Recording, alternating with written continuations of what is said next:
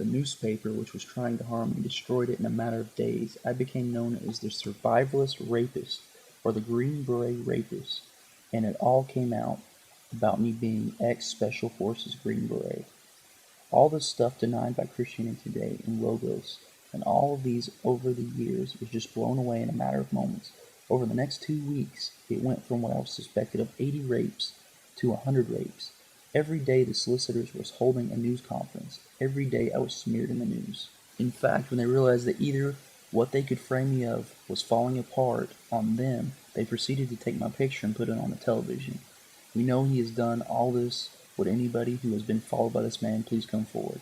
They broadcast my picture all over the state, and I imagine I was told hundreds of crank calls, but nothing ever came out, because nothing had ever happened. And the problem was, and we're only guessing here, is the solicitors had been tricked by SLED.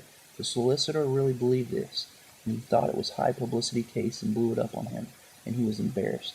But he was being asked, we uncovered this. This is how it went before my arrest, and I think you will be surprised by lies, or irony, in all this. SLED took the statements from Merrill Blackburn 2:30 a.m. Sunday morning 17th. May 18th, Monday morning. It was actually Monday morning, May 18th, 2:30 in the morning. They arrested me at 3:30 in the afternoon after taking statements of close friends of Storm Thurman, who was sexually involved with the woman, who was all these women's bosses, came down to SLED headquarters. Went with them to Solicitor James Anders' office and told Anders he wanted me sent to prison. He didn't care how. He then went to the state magistrate and got a warrant signed. This politician who lived hundreds of miles away came down here for that precise purpose and was involved. His name was Larry Martin. Now, the reason that Storm Thurman hated me, in case you're familiar or not familiar, was this. It was that when I was living in California working with Chick Publications and preaching very heavily in '87 and doing mostly exposes on everybody that had come out about Storm Thurman being the highest ranking Mason in the world, and that he was also a member of the voting board of regents for Bob Jones University. Now, the first thing that Bob Jones University did was deny that Thurman was a Mason, but Thurman wouldn't go along with it. He knew he was too well known as being a Mason, so he came out and tried to defend Masonic beliefs that Christians can be that. It blew up on him, and he became so outraged that even though Bob Jones University was calling me a liar, constantly trying to hurt me, they had to ask him to step down. The lie was not removed, he was only placed to the non-voting board of regents, and believe me, he still had all of his power. At that time, I was told Thurman is going to get you for this. I made a major mistake. I didn't pray about this. I met and I let people, supposedly Christian people, talk me into moving to South Carolina. These were the first people to desert me when all this happened. Now, the interesting thing about this was, all through this, the only thing they had was this woman's statement, and it came out that the woman had first went to the sheriff's department, and the sheriff would not believe her because it had been, she was talking about so far back that she admitted on the stand that she never had told anybody, that she had never sought medical help. There were some things that I don't want to testify. I don't want to say on this tape because it might offend people, but things she described that night would have required her to receive emergency treatment in order to stay alive if it had really taken place. And yet she said she was not hurt, not damaged, was not bruised, she was not cut, she was not harmed in any way. The situation was this. I was held for 9 months in custody awaiting trial. The speedy trial law here was totally disregarded by the judge. The reason I was held so long is this woman moved out of state and did not want to come back to the state. It was not, I believe this, it was not really a conspiracy in the beginning. This was a woman who wanted revenge for being fired. When it got out of hand, she didn't know who she was dealing with. When it had gotten out of hand and become so publicized, and she saw all these people running around trying desperately to do me in, she ran away. See, what happened was that when she went to SLED, they typed my name into the computer that they have there. They have what they call a blacklist, a hit list that the politicians in South Carolina put people on. When my name popped up, it became a filled day, and it just became too much for her, and she left, and they had to force her to come back. Now, whether she was honest with them or whether they really knew what happened, or what I do know, that they completely changed her appearance for the trial. They dyed her hair, they put her in different clothes, they restyled and cut her hair so that this was how much she changed. I had only seen her a couple times, but when she came to the trial, I kept asking my attorney when Merrill Blackburn was going to be here. I didn't recognize her. That's how much she had changed. So people who would have seen her that night, which were alibi witnesses of mine, would not have been able to perfectly identify her. That was the plan, and the reason for this is that there were witnesses who could have destroyed her testimony. But most important is lab tests that I have happened to know the Lord was behind. I checked into the hospital within 6 or 7 hours from when she claims this had taken place. It was supposed to have taken place Mother's Day weekend of '87, and like in the wee hours of Saturday morning. And Saturday afternoon around lunchtime, I was checking in the hospital. The test on the admittance was this. It was a test for drugs and alcohol. Now the woman did not know that.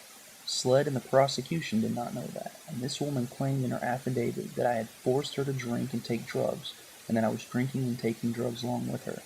The urine analysis totally proved her to be lying. There were no drugs or alcohol in my system. And yet, and let me say that, finally it was brought to trial January 21st, which was a Thursday of 1988. The jury was selected. A week before I was to go to trial, I had all the funds that I had left. I settled my lawsuit out of court, which was supposed to be $120,000. I settled it out for $10,000, and I gave it to my attorney, who was supposed to spend it all on a private investigator. This private investigator was an ex-SLED agent. Supposedly, he tracked down all the witnesses. I had told him there was enough evidence for all this time. I sat there, and I knew it was going to be found innocent. I knew I was innocent. I knew the evidence was there to prove it, and the lawyers came and told me they had lab tests. That they went before the judge and argued against my solicitor and got lab tests admitted into evidence, and it was going to be there.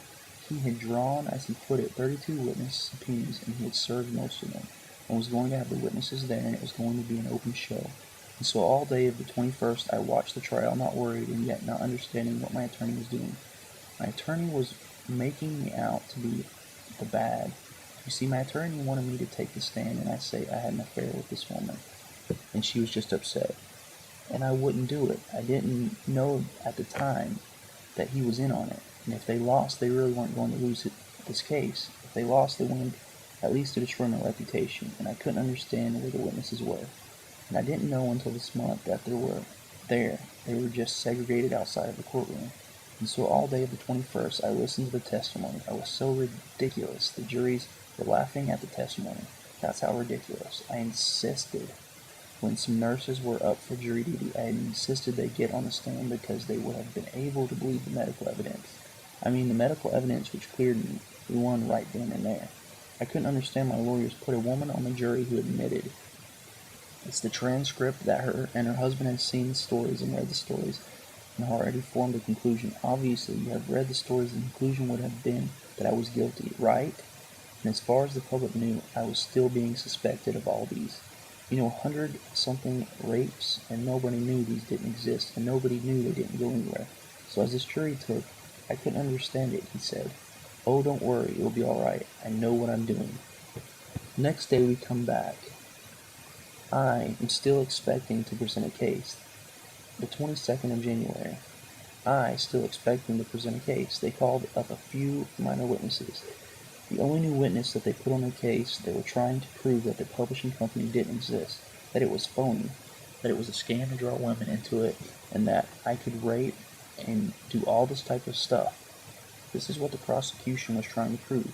These were just too much thousands of dollars, yeah. Blah, blah, blah, I'll come testify, and blah, blah. Then he turns around and tells the court-appointed attorney for the post-conviction that he thinks James Corey, that's the attorney's name, did marvelous work for me. Sad, did the best he could under the circumstances. Yes, I'm innocent, but no attorney could have done better for me, making himself a witness who wasn't unable. But he didn't show up for the trial, though he promised. This pastor had files in his hand to set me free and refused to do it. I'll let you draw your own conclusion as to why. I did not know the full extent of what my attorney had done to me. I was sent to prison until February 15th, a week or so ago. At the post-conviction in Columbia, South Carolina, the only two witnesses present were myself, the attorney for the state. My attorney was testifying for the state. He got on the stand, lied about several things that needed to be true, that I personally knew to be true. Now, he had told me up until then that the reason he didn't use the lab was that it didn't show a screen for alcohol, and for all these years I had believed him. On the stand, however, knowing that it